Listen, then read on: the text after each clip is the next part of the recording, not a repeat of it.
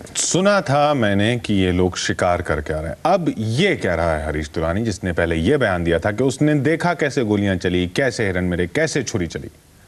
ये बयान इस केस में अहम मोड़ ला सकता है अगर कोर्ट में दिया गया। छोटे से ब्रेक के बाद हम जल्द लौट रहे हैं। सलमान का चश्मदीद।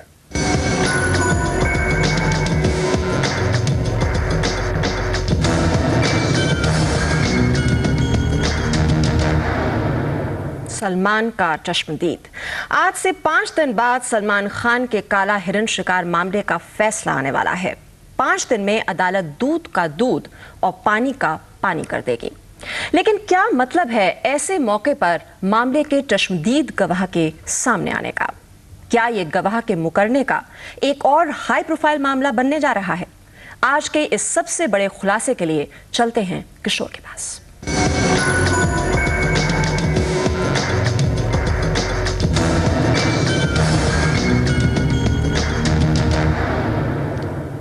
पुलिस का कहना है कि पिछले 4 साल से वो सरगर्मी से हरीश दुलानी की तलाश कर रही है। यहां तक कि थक हारकर पुलिस ने उसे लापता भी घोषित कर दिया। लेकिन इस दौरान हरीश कई बार अहमदाबाद से जोधपुर आया। तो फिर पुलिस को इसकी भनक क्यों नहीं लगी? आज दुलानी जब अपनी बीमार नानी से मिलने जोधपुर पहुंचा तो जी न्यूज की टीम ने उसे ढूंढ निकाला। पिछले 4 साल में ऐसा कई बार हुआ जब दुलानी जोधपुर आया। ये अलग बात है कि जो पुलिस उसे ढूंढने का दावा करती रही वो उसकी नजरों में नहीं आया। एक नजर डालते हैं उस दौरान के घटनाक्रम पर। 17 दिसंबर 2005 को जमीन रजिस्ट्री कराने लूनी आया। तहसीलदार ने भी रजिस्ट्री के दौरान उसकी मौजूदगी की बात मानी। अगर पुलिस उसे ढूंढने में नाकाम रही तो फिर उसकी संपत्ति की कुर्की जब्ती क्यों नहीं हुई? ये सारा घटनाक्रम पुलिस की भूमिका पर सवाल खड़े करता है। अनुभव खंडूरी, जी न्यूज। और जी न्यूज संवाददाता राजीव गौड़, जिन्होंने दुलानी से बात की, वो इस वक्त हमारे साथ हैं जोधपुर से।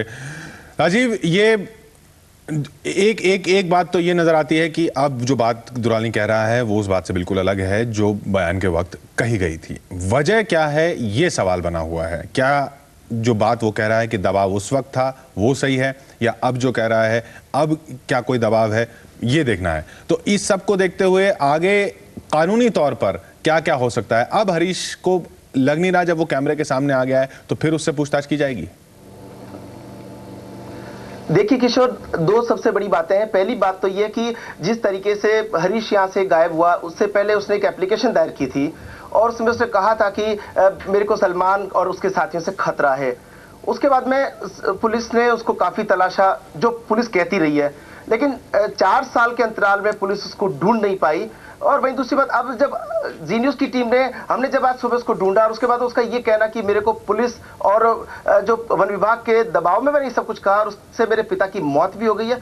अब निश्चित रूप से उसको अदालत में पेश तो होना ही है। अब पुलिस उसको गिरफ्तार करके पेश करती है, ये ज्यादा बड़ी बात है किशोर। ये जो बातें हमने सुनी, इसके अलावा भी कुछ कह रहा है, वो क्या क्या कह रहा है अब?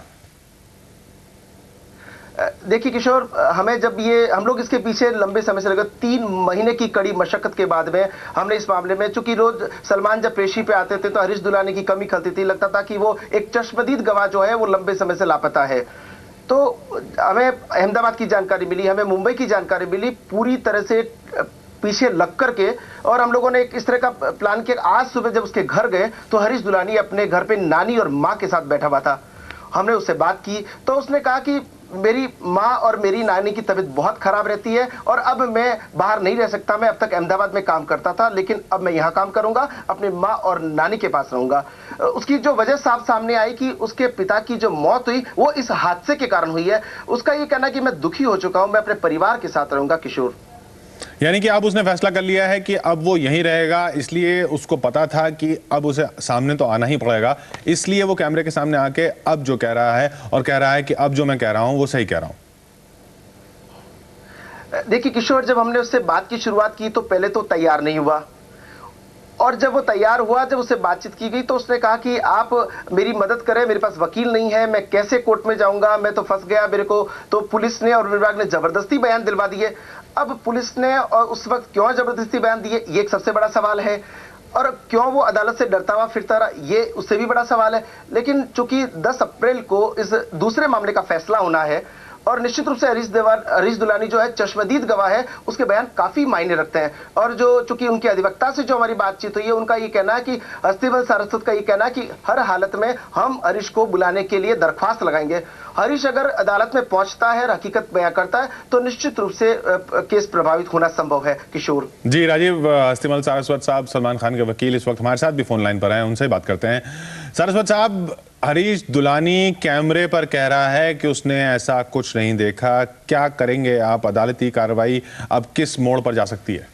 ऐसा है, जो जी न्यूज के संवाददाता ने जो ट्रेस आउट किया है इसको, इससे ये तो साफ साबित हुआ है कि पुलिस विभाग बिल्कुल नकारा साबित हुआ है, अभियोजन पक्ष नकारा साबित हुआ है, और ये निश्चित था कि ये गवाह अवेलेबल था, फिर भी जानबूझकर अभियोजन पक्ष ने इसके मुख्य परीक्षण कराने के बाद उसको तलाशने का या उसको तलब करने का कोई माकूल प्रयास नहीं किया। अभियोजन पक्ष ये कहता रहा कि उसको तलब नहीं किया जा सकता, उसकी कोई संपत्ति भी नहीं है, जबकि जी न्यूज में ये आया है कि उसने अभी हाल ही दिसंबर में कोई रजिस्ट्री भी कराई है। ऐसी परिस्थितियों में इसे साफ जाहिर है कि किसी षड्यंत्र के तहत इसके चीफ बयान कराने के बाद अब आप अदालत से क्या अपील करेंगे? है जी, अब आप अदालत से क्या अपील करेंगे? अब हम इस पे विचार कर रहे हैं, कल अवकाश है, हम सारा कानूनी मुद्दे देख के हम इसका अब एप्लीकेशन लगाएंगे 311 सीआरपीसी की। जब गवाह इस ढंग से अवेलेबल है, जब मीडिया को मिल सकता था तो किसको क्यों नहीं मिल सकता था? ये सब षड्यंत्र है, इसलिए इस गवाह को बुलाया जाए ताकि सच्चाई सामने आवे, हम जिले कर सके इस गवाह से।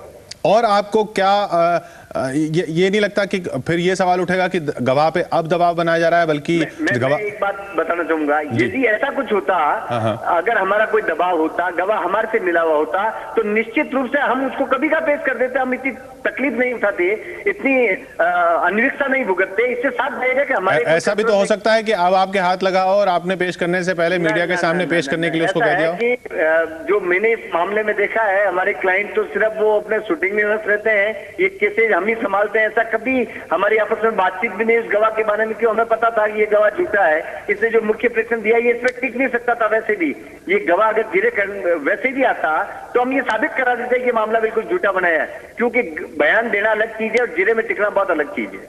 और अब आपको यकीन है कि आप ये साबित कर पाएंगे? देखो, जिस गवाह की मेंटलिटी एक पहले क्या कहा, अब क्या कह रहा है, ये तो गवाह आएगा कसौटी पे, जब हम इसको परखेंगे जब भी पता चलेगा कि वास्तव में गवाह क्या कह रहा है, या क्या पहले कहा वो सही है या अभी ये कह रहा है वो सही है। ये हम अगर गवाह ये आप मानते हैं कि हरीश दुलानी के बयान ही मुख्य वजह रही जिस वजह से फैसले सलमान खान के खिलाफ जा रहे हैं? ना, ऐसा कुछ नहीं है। इवन जो स्टेटमेंट इसके हैं, कानूनन वो स्टेटमेंट पढ़े भी नहीं जा सकते हैं, क्योंकि हमारे को जिले का मौका ही नहीं दिया। और सेक्शन 33 जो एविडेंस एक्ट है वो स्पष्ट रूप से कहता है कि जब तक गवाह से जिले का प्रतिप्रेक्षण करने का मौका नहीं दिया जाए तब तक वो अक्यूज के खिलाफ पढ़े नहीं जा सकते। तो ये गवाह अगर नहीं आता, इसके बयान हमारे खिलाफ पढ़े ही नहीं जा सकते थे। जी, शुक्रिया हमसे बात करने के लिए हस्तिमल जी। हस्तिमल सारस्वत, सलमान खान के वकील, जिनका कहना कि वो अदालत से बिल्कुल कहेंगे और देखेंगे कि कानूनी तरीके से इसको कैसे आगे बढ़ाया जा सकता है। उनका कहना कि अगर गवाह इस तरह से मुकर रहा है तो साफ है कि फंसाया गया है सलमान को। हमारे साथ जीवन राम चौधरी साहब भी हैं जो सरकारी वकील हैं इस केस में। आइए देखते हैं, उनसे पूछते हैं कि उनका क्या कहना है। अब चौधरी साहब, ये गवाह हरीश दुलानी जो बताया जा रहा था मिल नहीं रहा है पुलिस को, अब कैमरे पर आया है, हमने ढूंढ निकाला है और ये कह रहा है कि इसने वो सब कुछ देखा ही नहीं था, और वो जो उसने बयान उस वक्त दिया था वो वन विभाग और पुलिस के दबाव में आकर दिया था। अब आपको क्या लगता है, ये केस ठहर पाएगा सलमान खान के खिलाफ?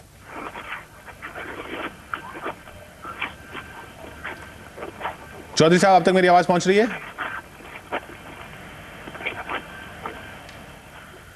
चौधरी साहब तक शायद हमारा संपर्क नहीं हो पा रहा है, आवाज नहीं पहुंच पा रही है। हम उनसे फिर बात करने की कोशिश करेंगे। राजीव गौड़, जी न्यूज़ संवाददाता हमारे साथ हैं। राजीव, आप बता रहे हैं कि 3 महीने से कोशिश आप कर रहे थे दुलानी को ढूंढने की, फिर क्लू कैसे मिला, कैसे पहुंच पाया आप दुलानी तक?